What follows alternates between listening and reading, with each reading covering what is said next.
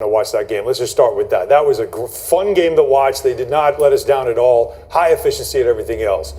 But what I want to say is the biggest takeaway from this game was something that in a span of 3 days, we saw the MVP of the league walk off the floor, losing again and really not having much to say about that loss.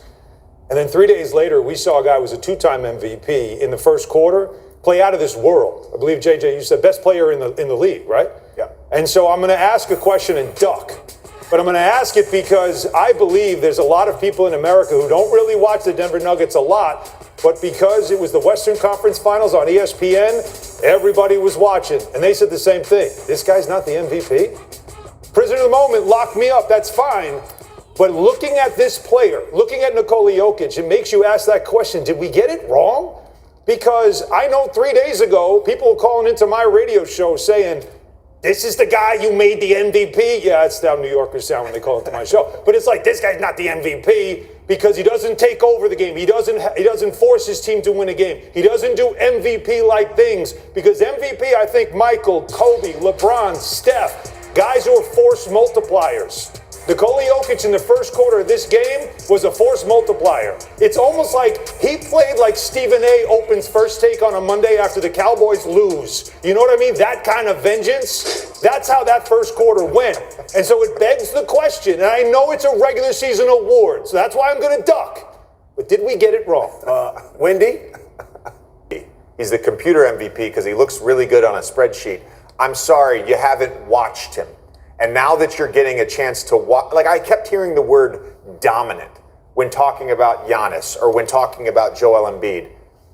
And Jokic is not dominant. Now, I didn't vote for Jokic for MVP. I voted for Giannis like Wendy.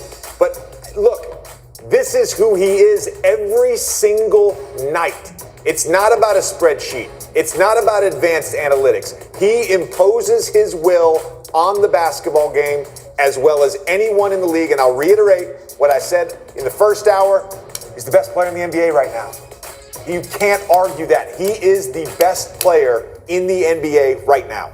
Listen, I think all of you guys make great points. And listen, there's a reason why he was the two-time MVP, because the guy can ball. But I think you look at last year, Jamal Murray was hurt. So that's why I don't think Denver went as far as they could have gone. And they didn't have as much depth as they have now. Now they have depth. And Murray finally healthy. And I think that's why you're seeing him look even better, because he's got parts around him. He's always had good coaching, but now he can show why he's that dominant player because of the simple parts around him. But I think what JJ said is what it is. It's the stage. It's getting to this level of the playoffs that he has reached, that in the bubble they were there, but again, it's the bubble, and it's summer league.